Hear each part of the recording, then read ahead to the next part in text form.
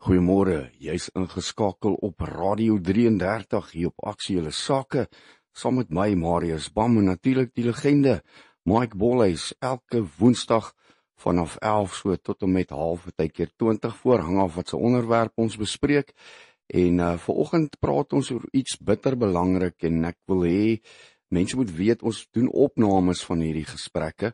So as jy iets mis, voel vry om vir ons te vra vir hierdie gesprek, want hierdie is iets wat ek wil hê die hele Suid-Afrika moet na luister. Goeiemôre Mike, ek hoop gaan goed met jou en dankie weer vir jou tyd wat jy aan ons afgestaan het. Môre, thanks, dankie julle almal, dankie vir die geleentheid.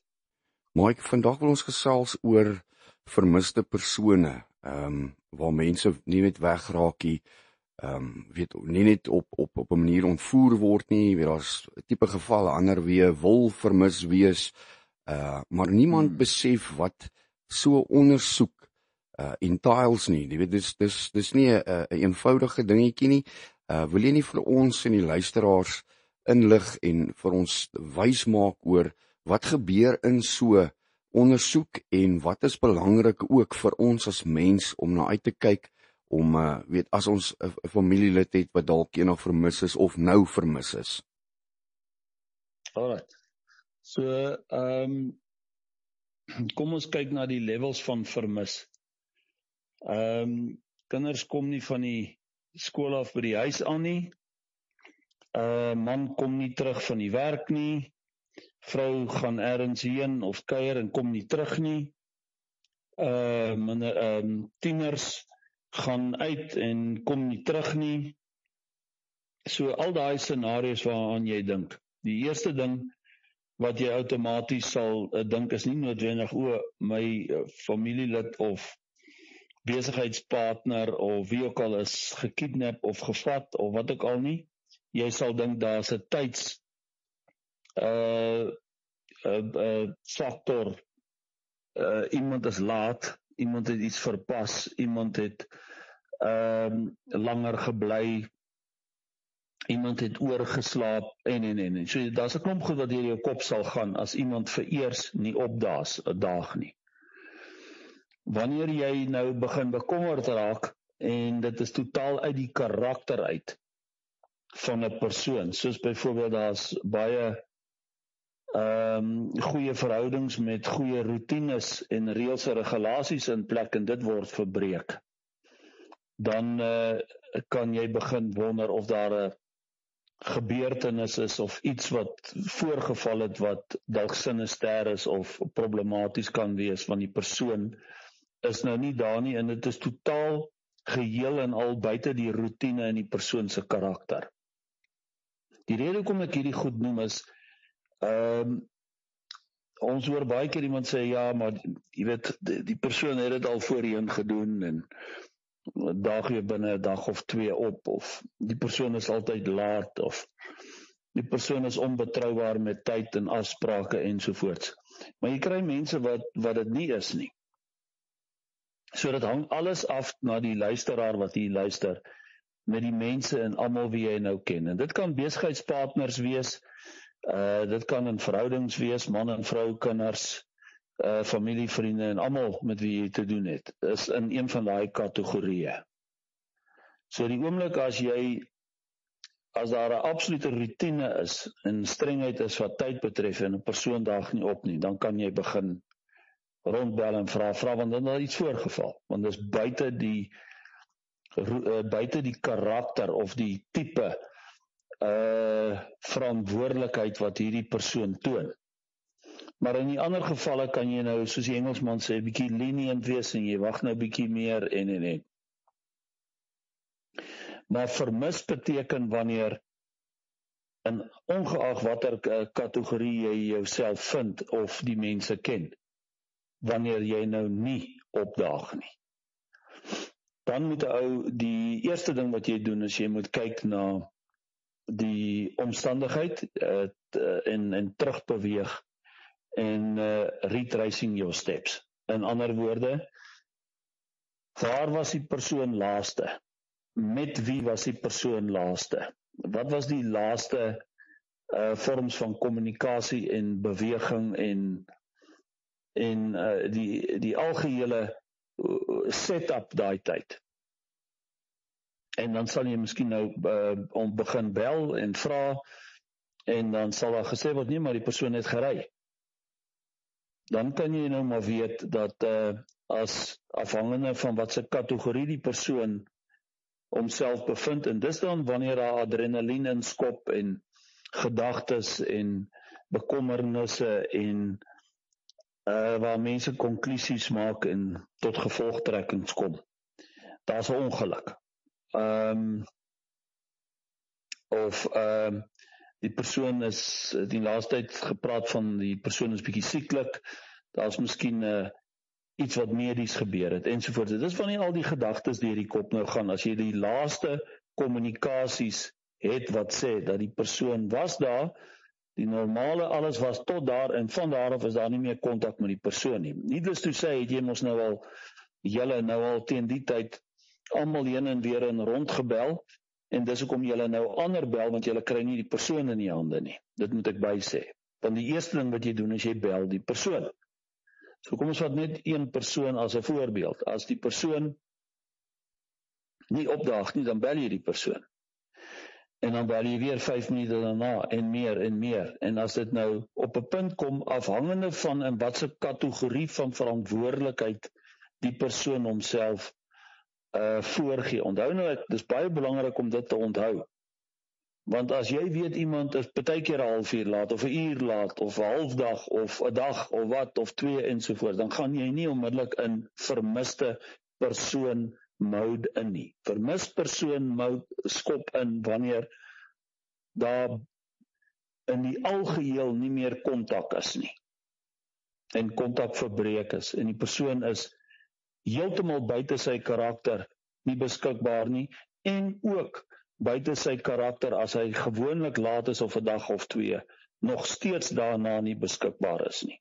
Dis hoekom hulle in dwars oor die wêreld sê, hulle vat nie sommer vermiste persoon sake na 48 uur nie. Of voor 48 uur nie, hulle vat dit na 48 uur. Want hulle sal altyd hierdie vraag vra wat ek nou vra. Wat is die persoon se karakter? Doen hy dit? Het hy dit al voorheen gedoen, hy of sy, en. Maar in ieder geval, die eerste point of communication is altyd direk, bel al die selfoonnommer, stuur die e-posse, gaan op al die digitale elektroniese kommunikasies, probeer die persoon in die hande kry. As daar geen reaksie is nie, is dit al klaar 'n probleem. Dan moet ou nou begin kyk van waar laaste die kommunikasie was, na die waar die persoon toe sou beweeg. So sê nou maar, kom ons vat weer hierdie een persoon as 'n voorbeeld. Nee, hy was hier by hierdie vergadering of by die werk, en hy het sy normale tyd gegaan, soos wat hy altyd gaan, 4 uur. En hy is supposed to be om 5 uur by die werk te wees, en jy het nou gebel, en jy kry glad nie in die hande nie, nêrens in die hande nie, van watter aard ook al nie, en jy het selfs mense gebel by wie hy dalk sou stop wat jy van weet, en wie hom ken, of wie nog met hom kommunikeer, soos familie of vriende, of business partners, of what have you, en nog steeds niks nie. Dan gaan ou na die tweede fase toe, waar jy kyk na die spasie tussen jou servers waar hy moes opgedag het, hy of sy, en waar die persoon laas was. En dit beteken partykeer in die kar klim en kyk, en die roete ry om uit te vind. Nou hier kan jy nou dan sien of daar 'n ongeluk was, en of daar intussen enige ander inligting deurgekom het van almal wie jy in kennis gestel het, want almal weet nou outomaties as jy bel dat jy soek die persoon. So is belangrik, die digitale en elektroniese kommunikasie moet net op daai basis eers daar wees. Daar moet nie iets nog genoem word van hoor die persoon is vermis, jy kry nog net nie die persoon in die hande nie, en jy is bekommerd as jy iets hoor, laat my weet. Maar as jy die roete nou gery het en jy kry ook nog niks, en daar is nie ongeluk nie, of daar is nie boodskappe wat na 'n geruime tyd na jou toe deurkom nie, dan moet jy begin bekommerd raak. En dit is hier waar jy almal intrek om te help soek. En gewoonlik as die tyd loop, afhangende van die persoon se karakter, as dit totaal geheel en al buite die norm is van die persoon, kan jy die vermiste persoon saak rapporteer. Daar's verskeie maniere. Jy kan almal by sy werk, jy kan almal wat hom ken, op Facebook, op al die digitale elektroniese platforms, in kennis stel met 'n foto, met die laaste inligting wat jy ingewin het. Kom ons noem 'n voorbeeld. Piet Pompies het 4 uur by die werk gery, die mense het bevestig hy daar gery, hy sou 5 uur by die huis gewees, hy is nou nog nie hier nie. Ek het die roetes gery, ek kry hom nie in die hande nie, of haar. Onthou, vroumense raak vermis, kinders raak vermis, mans raak vermis, mense raak vermis, en jy moet dit identifiseer wie die persoon. So kom ons gebruik in hierdie voorbeeld nou maar die man, Piet Pompies. Hy het nie op nie, dit is totaal geheel en al buite norm, hy doen dit nooit nie, dit is buite sy karakter. So wat ek hier alles gesê in 'n kort beskrywing, in 'n Facebook post, in 'n WhatsApp, natuurlik met kontaknommers van jouself en van 1 of 2 ander familielede ook, of die wat jou help en ondersteun. Moet nooit net 1 nommer sit nie. Sit altyd 2 of 3 nommers, want jy kan op die lyn besig wees. Dan stuur jy daai ding uit, wyd en suid, veral in die omgewing en in die roete wat hy sou ry, om by die huis te gewees het. Nou, hier kom die triekie ding. As jou man, ons vat nou Piet Pompies, 'n uiters ryk besigheidsman is, dan is daar onmiddellik die moontlikheid dat hy gekidnap kan wees en gevat is vir geld. As hy 'n gewone werker is, dan is dit eintlik baie raar dat iemand vermis raak. So kom ons praat gou oor, ons is nou op die level waar jy nou almal in kennis gestel het, die persoon is nie by die huis nie. Die kategorieë van vermis, waar iemand vermis raak, is die hoogste kategorie, is wanneer jy baie waardevol is.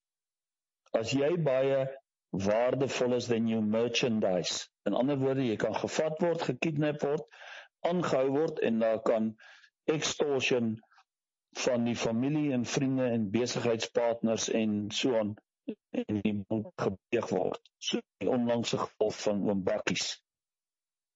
As jy moeite werd om die oom Bakkies kidnap lees, want dit is 'n geëleveerde kidnapping, en dit het al hierdie kompartemente in wat ek hier sê. Neem in ag dat oom Bakkies is 'n ryk man, hy's 'n myneienaar, en hulle het al 5 keer vir hom probeer vat, en hierdie keer het 'n redelike gedigte span hom gevat, en hulle het heel wat geld uit hom uit, deur hom te gekidnap het, en hom daarna te laat gaan, na hulle sy gelde onttrek het uit sy bankrekening uit, en hulle het slim ouens bygehad, want hulle het 'n IT specialist definitief bygehad, ou wat weet hoe werk cybercrime, en banke, en instansies, en finansies, so hulle het 'n redelike kenner bygehad, en hulle was almal gewapen, en hulle was 'n groot groep van 12, en hulle het met 3 karre geopereer, en hulle het oor die 1,2 miljoen rand uit sy rekening uitgetrek.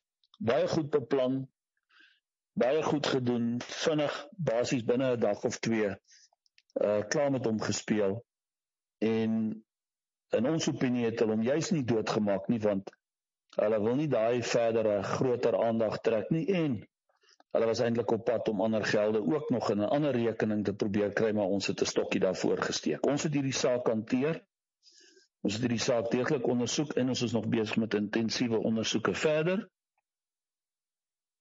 En al hierdie tipe van sake begin by waar 'n persoon vermis is, totdat jy identifiseer, daar is 'n verdere misdaad, en dit is dan nou menseroof, ontvoering, kidnapping. So die kategorieë is van waarde, waar jy vermis kan raak. As jy baie waardevol is, kan jy vermis raak, en dan is dit gewoonlik verander die saak in, soos wat ek nou verduidelik het, in kidnapping. Jy is ontvoer, jy word aangehou, en jy is nou 'n waardevolle item wat die familie moet terugkoop. Dit is die extortion. Baie van hierdie sake in die land, baie van hulle word nie eens gerapporteer nie, die mense betaal net. Baie van hierdie sake is in baie levels, daar's baie levels van kidnapping, en soorte kidnappings, maar ons kan op 'n stadium weer daaroor praat. Ons praat nou oor vermiste persone. Die oorskakeling van vermiste persoon kan jy slegs doen wanneer daar inligting gewin word, wanneer iets sinister gebeur het. So nou moet 'n ou in ag neem, daar is kinders wat wegloop uit hulle eie vrye wil uit, of minderjarig of reeds jarig en kan daai besluit neem. En dan is die ouers uiters bekommerd, dan open hulle vermiste persoon sake. As dit minderjarig is, gaan dit gehanteer word as 'n vermiste persoon, want 'n kind kan nie net sommer besluit onder 18, ek dink is nou nog steeds daarom nog onder 18, wat sommer net kan loop uit sy eie uit en nie ooreenkomste of reëlings getref het nie. En as die kind daar nie beskikbaar is en nie op die elektroniese of digitale kommunikasiestelsels operate nie, en dan word hy nie wil nie gevind word nie en steek homself weg en kruip weg en loop weg en gaan af na die kus toe met 'n girlfriend of met 'n boyfriend of met 'n groepie of wat ook al, dan is dit nog steeds 'n vermiste persoon. En ons het onlangs so 'n saak gehad en ons kry baie keer heelwat sulke sake in van minderjariges wat wegloop in die ouderdom van 16 en onder 18. En dan as ons hulle vang en vind, dan sê hulle, ja, maar ek is nie vermis nie, ek het self geloop, want ek kan dit nie meer by die huis uithou nie, en dan kom daar allerhande ander goed uit, hoekom die kinders geloop het. Maar die saak op die stelsel moet nog steeds beantwoord word en opgelos word. En dan moet daar behoorlike inligting teruggegee word aan die polisiestelsel wat sê ons het die kind gevind. Die kind is 17 jaar oud, weier om terug te gaan huis toe, en dit is die redes en omstandighede. So gewoonlik hierdie sake raak groter en erger, want daar's enigiets van verkrachting tot geweld, tot ander misdade, dwelms en wat by die huise plaasvind, en hierdie kind het besluit hy of sy loop. Maar die saak van vermiste persoon staan, want die ouers het die saak gemaak, ongeag al die misdade wat daar gepleeg word. Maar nou moet ek ook sê, baie van daai mense in daai omstandighede gee net eenvoudig net nie om nie, gaan aan met hulle misdrywe, rapporteer nie die jonges wat wegloop nie. En dis hoekom jy by die kusdorpies baie keer van hierdie jong kinders kry onder 18 wat straatprostituie is en betrokke is by dwelms en allerlei ander vorms van misdade, veral inbrake. En hulle target veral natuurlik die vakansiegangers maar ook in alle dorpe. Hier in Pretoria is daar so 'n plek waar die kinders betrokke is met straatprostitusie en met aankoop en verkoop van dwelms en ander vorms van misdade, ook in Johannesburg, in alle groot stede. Om die waarheid te sê, oral in 'n dorp sal jy hier en daar net in kleiner of in groter getalle van die wegloopkinders kry. Ongelukkig is omtrent 1 uit elke 3 huisgesinne in 'n dilemma situasie in Suid-Afrika. Dis hoe erg dit is. En baie mense loop weg. En baie kinders loop weg. So jy kry mense wat reël uit hulle eie uit dat hulle wil vermis wees en nie gevind word nie, en dan disappear hulle. Maar die partye wat betrokke is en hulle rapporteer dan vermiste persoon sake. Hou gou aan.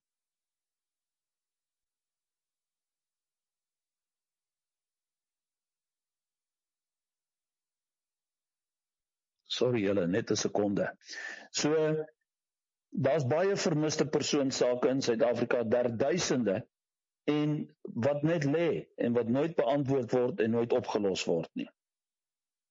En daar is baie, nou nie daar duisend nie, maar heelwat sake wat omdraai in iets meer sinister, waar 'n persoon gevind word, hy is dood in 'n ongeluk, of hy is dood weens 'n geweldsituasie, of 'n aanval, of 'n roof, of daar was 'n mediese geval van waar Alzheimer's in 'n erger manier ingeskop het, ons sulke sake al gekry. Mense wat lank na die tyd eers gevind is weens mediese omstandighede soos Alzheimer's. En dan mense wat geroof is, en mense wat vermoor is, gekidnap is, en. So, die meeste van die vermiste persoon sake, ongelukkig, in daai level, draai sinister. Veral as daar 'n persoon is van waarde, as hy absoluut waardevol is, en of waardevolle inligting het. Want onthou, dis die 2 redes hoekom mense ook vermoor sal word. Is vir geld, eintlik 3 redes, vir geld, weens inligting wat hulle boewe kan bevoordeel of benadeel. Onthou, inligting kan boewe benadeel, in ander woorde whistleblowers, mense wat kan inligting gee oor misdadigers, mense wat die boewe of bendes of georganiseerde misdaad wat gepleeg word, kan expose of openbaar, wat inligting het, wat skadelik is vir die boewe, en hulle finansies aanraak, en hulle, kan ons sê, boewery kan beïnvloed en kan stop. Daai mense word ook verskriklik of geïntimideer of gewelddadig aangespreek of vermoor. So daar is die tweede rede vir wanneer iemand vermoor word. Die derde een is emosioneel. Jy weet, wanneer 'n man of 'n vrou of 'n vrou of 'n man verneek in 'n huwelik of in 'n verhouding. Soos wat ons onlangs gesien het, toe Frik sy vrou doodgeskiet het in die nagklub. Daai is emosionele moorde. Dis mense wat beïnvloed is weens omstandighede. Dit gebeur ook redelik baie, waar mense emosioneel gedryf word tot 'n punt waar hulle dit eenvoudig nie meer kan hanteer nie. Het sy deur groen jaloesie, narcissisme, of wat ook al die omstandighede kan wees wat ernstige emosionele wroging veroorsaak, waar die persoon totaal geheel en al rooi, groene, oranje kleure sien en net eenvoudig die ander persoon vermoor en doodmaak. Dis emosionele moorde. Daar is die 3 redes hoekom mense vermoor word. Deur 'n ander party. So, 'n vermiste persoon kan in enige rigting draai. Nou kom ons terug by Piet Pompies. Piet Pompies is nou weg, en almal is in kennis gestel, 'n behoorlike WhatsApp is uitgestuur wat alles verduidelik, kortkragtig foto's is uitgestuur, familie, vriende, besigheidspartners ensovoorts. Nou het ons gepraat oor die klomp goed wat ons nou genoem het om te identifiseer in watse kategorie val Piet Pompies. Wie sal hom wil vat? As almal sê nee, niemand sal hom wil vat nie, want hy het nie geld nie, hy het 'n gewone salaristrekker, hy het ook nie waardevolle inligting nie, hy het nie verhoudings wat lelik is, waar daar iemand emosioneel is wat hom gaan skep en dan doodmaak nie, en niks van die alles wat ek hier genoem het nie. Daar is ook nie 'n mediese toestand nie, hy het nie Alzheimer's nie, hy moet deur al die kategorieë gaan. En as jy nie een kan pinpoint nie, dan op daai punt, en as jy een kan pinpoint, dan moet jy polisiestasie toe gaan en die persoon as vermis rapporteer. So in ander woorde, jy moet deur al hierdie kategorieë gaan, want dit is wat jy aan die polisie moet sê. Nou kom jy by die polisiestasie in, nou kom ons by die finale fase van wat doen jy met 'n vermiste persoon, en dit is die betrek van die autoriteite, of ons, of mense soos ons, of GPF's in die omgewing, of buurtwagte, you name it, ensovoorts. So by die polisie gaan jy moet inligting gee, want dit is belangrik. Ja, my man het baie geld, dit is wat 'n rol kan speel. My man is besig met 'n buiteegtelike verhouding, ons noem hom maar Piet Pompies hierso, dit kan andersom wees. My man het verskriklik baie inligting, hy is tans 'n whistleblower, ensovoorts. Ou moet al daai inligting gee, want dit help die polisie en die autoriteite om na iets spesifieks te kyk en om te sien wat sou die rede wees, want jou hoof antwoord wat jy soek is, waarvoor is hy weg? En as daar nou niks van die goed is wat ek genoem het nie, en die persoon is net eenvoudig vermis, dan moet die persoon gevind word om uit te vind, maar hoekom is die persoon toe vermis? En dan gewoonlik kom daar een van al hierdie klomp goed wat ek genoem het op as die antwoord. Nou, ou moenie onderskat dat mense op die ingewing van 'n oomblik 'n beslissing kan neem nie. Ons het al gevalle gehad van mense wat net besluit hulle gaan nou vir 3 dae net weg en alles afsit en verdwyn. En dan het ons hulle verskriklik uitgekak en vasgevat oor hulle onverantwoordelike optrede want hulle die wêreld in rep en roer gehad. Dieselfde met kinders. En. So ongelukkig is daar partykeer baie stupid redes hoekom mense net eenvoudig hulle self vermis. Maar meeste van die gevalle is dit nie die geval nie. As iemand vermis is, dis baie selde dat mense dit werklik waar soos ek nou net hier genoem het, en net in stupidity hulle self verdwyn. En gewoonlik is daai tipe van sake wat by ons uitkom en dan vind ons hulle na 'n paar dae en dan doen ons die behoorlike lesse gee en uittrapwerk en. Maar meeste van die gevalle as iemand weg is daar iets fout. Is daar 'n probleem. Ek sou sê ten minste 98%. En moet dit in hierdie kategorieë soos ek verduidelik word, hanteer word, ten einde die persoon, die voorbeeldpersoon nou weer Piet Pompies te kry. Dan kan hy nou sê, Piet Pompies het toe gery by die werk en wat gebeur het is, hy was in 'n ongeluk, maar dit was nie baie erg en groot en hy is van daar af toe na 'n hospitaal toe en hulle het hom gesedeer en hy kon nie heeltemal bykom nie en hy het 'n vorm van 'n geheueverlies gehad en hy het nie identifikasie op hom gehad nie en hulle kon niemand in kennis stel nie en daai tipe van goed. En dis hoekom die situasie so ver geloop het dat nou is waar die familie by die polisie is om dit te rapporteer. Gewoonlik vermiste persone wat nie betrokke is met groot geld of met ernstige inligting nie, word vinnig gevind. Dis gewoonlik misverstande, dis gewoonlik klein goed wat gebeur het, goed wat voorgeval het en vind die mense gou uit waar is die persoon en gebeur het voordat daar nodig is om 'n polisiesaak te rapporteer. So, wat doen jy as persoon as jy gevind wil word in geval iets met jou gebeur?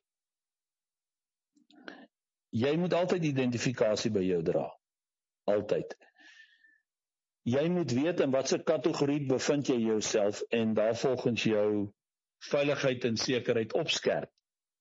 As jy 'n waardevolle mens is finansiëel, moet jy dit nie flash nie. Nou dis moeilik want 'n ryk ou gaan altyd 'n duur kar ry en 'n goeie horlosie dra. Maar hierdie is ongelukkig Suid-Afrika en jy moet alles in jou vermoë doen om nie 'n trekpleister te wees nie. Want die boewe is opportunisties. Jy het ouens wat spesifiek gaan net vir horlosies byvoorbeeld. Jy het ouens wat gaan net vir jou aktetas. Jy het ouens wat gaan vir sekere karparte van jou dierkar, jy het ouens wat gaan vir alles. Die horlosie, die aktetas, jou en die kar. So jy moet maar probeer om so min as moontlik aandag te trek en jy moet sekuriteit hê. Jy moet behoorlike tracker devices, meer as ten minste 3 in jou voertuie en op al jou devices, insluitende jou fone. Jy moet seker maak dat die geld en jou waarde en alles van jou nie maklik identifiseer is daar is op jou digitale en elektroniese kommunikasies wat jy by jou dra, soos 'n laptop en 'n tablet en selfone. En dat daar baie sterk en streng limite is op onttrekking van jou gelde. En dat daar go-to guys is om te gaan en red flags is wat opkom as iemand met jou geldstories begin lol. So 'n goeie verhouding met die bank. Dis baie belangrik dat die ouens van waarde hierdie goed luister. Dis nie te sê hulle kidnap die gewone salaristrekker nie, hulle doen dit baie keer ook.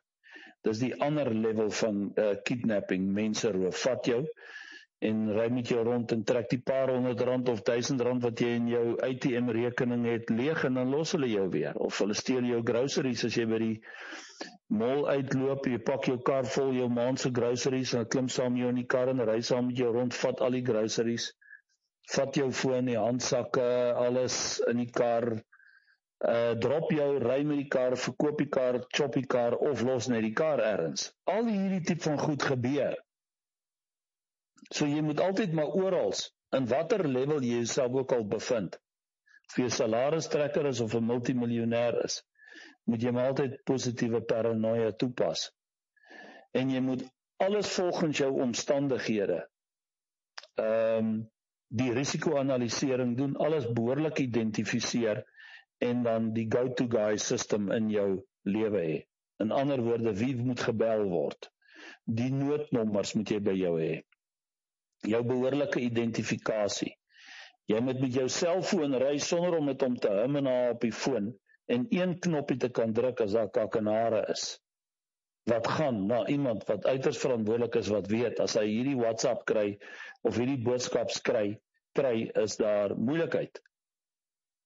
Crime in progress. Ons is besig met so 'n projek, ons gaan dit binnekort launch, waar jy 'n knoppie druk en dan gaan die inligting uit na verskeie instansies wat sê crime in progress, wat presies wys waar jy is met 'n pin drop location. Al hierdie goed moet jy tans by jou hê. So jy kan ry, jy kan 'n blackout kry, jy kan 'n stroke kry, of jy weet mense, hoe ouer mense deesdae raak in hulle ouderdom, hoe meer is hulle geneig om allerhande vorms van siektes op te tel. Is baie erger as voorheen, en veral generiese siektes. So as jy gevind word, laat almal weet presies wie, wat, waar, wanneer en hoeveel van jou, en wie om te kontak. Soos ek gesê het, ten minste 3 persone. Ek het voorheen al verduidelik hoe belangrik is die go-to-guy system, en as dit nie mooi verstaanbaar is, kan Marius my net remind, dan kan ons behoorlik daaroor praat, want die go-to-guy system is the most important. Dit sê dit van itself. In ander woorde, dat iemand onmiddellik kan aangaan in jou omstandighede, waar jy jouself ook al bevind, sodat niks stil staan nie, om met jou familie te deel. In geval jy dood is, dat onmiddellik alles gereël word, wat gereël moet word, dat jou finansies gehanteer word, jou polisse, jou SARS aangeleenthede aangespreek word, alles, dat daar nie hiccups is nie. Die meeste probleme kom wanneer iemand dood is, of wanneer daar groot misdade teenoor iemand gepleeg is, en hy kan nie meer self die dinge hanteer, of hy het 'n stroke gehad, of 'n ernstige mediese omstandigheid, sodat die persoon wat jy nog altyd was, deur ander persone nog steeds deurgevoer kan word, laat nie alles omval en nagelaat word as iets met jou gebeur nie. Dis die go-to-guy system wat van kardinale belang is. Maar in ieder geval, ons is klaar. Wat ek vir julle wil sê is dat waar jy jouself ook al bevind, doen 'n paar goed. Laat altyd almal weet wat jou program. Mense is so maklik om net eenvoudig te aanvaar, almal weet alles van jou, in jou familie, of jou besigheidspartner, of die of daai. Wat vat dit om jou itinerary daagliks met die mense te bespreek, sodat as iets gebeur, waar jy 4 uur moet wees en jy is nie daar nie, dan weet jou partner, jou vrou, jou familie, jou kinders, jou ouers, almal weet wat is jou moves. Wat vat dit van julle kinders om vir julle ouers te sê, ons gaan na daai en daai house party toe, wat ek ten sterkste afweer, en nie in glo nie, maar as julle dan nou wil gaan kuier, met streng reëls en regulasies, maar mamma, papa, ons sal terug wees 11 uur. Wat, en dis waar ons is, en hier's 'n pin drop location, en dis die mense wat in beheer is, en dis die eienaars van die huis. Wat vat dit? Dit was 'n 30 sekonde chat hierdie. So dis uiters belangrik dat mense altyd met wie hulle te doen het, net laat weet wat is hulle doen en late in hulle moves, sodat as daar 'n situasie opduik, en onthou, gaan kyk maar na die statistieke van vermiste persone, en van mense wat geroof word, en gaan kyk bietjie na al ons projekte omtrent dit, hoe ons dit verduidelik. Is dit nie iets wat jy kan sê, het gaan nie met my gebeur nie. Maar anyway, Marius, weer eens dankie, ek weet nie of jy nog iets wil bysê of vra nie. Nee, ek wil maar net noem dat indien mense die gesprek gemis het, hulle kan kontak maak met Radio 33, ons sal hom met liefde stuur. Ja, kyk, hierdie goed sit ons uit in ons projekte ook. Marius kan weer ons WhatsApp channel plaas, dan kom hy daar op. Julle kan kyk op my status, hy gaan daar kom. Julle kan kyk op die projekte op Facebook, hy gaan daar kom. en hulle kan kyk op julle stelsels en webwerwe, hy gaan daar kom. En al die vorige gesprekke, want die gesprekke wat ons hier hou, die voordeel daarvan is, ons kan in 'n halfuur behoorlik 'n ding verduidelik. En ons kyk altyd na volgende week, byvoorbeeld, as daar enige vrae is, kan hulle dit vir julle stuur, dan kan ons net daai heel gou vinnig beantwoord. Groete, seën vir julle, die Here seën julle met absolute wysheid, met insig, mag, krag, voorspoed, gesondheid en onderskeiding. Ons bid dat die Here julle barmhartig en genadig sal wees, en ons bid dat nie een van julle vermis sal raak nie, verlore sal raak nie, weg sal val nie, enige skade sal kry in julle lewe, geroof word nie, aangehou word nie, benadeel word in enige manier nie. Ons bid vir julle dat julle totale vreugde, rustigheid en kalmte sal beleef. Thanks man, groete Marius, bye. Dankie Mike, waardeer dit, bye. Dit natuurlik die legende, Mike Bolle is daar. As jy vandag se gesprek gemis het, soos ek gesê het, jy kan kontak maak met ons sal vir julle ook die WhatsApp link groep aanstuur vir Mike Bolle, hulle met al hulle projekte daar, ook al die gesprekke wat ons so het elke Woensdag. Nou maar toe dan, gesels ons weer volgende week Woensdag weer met Mike Bolle.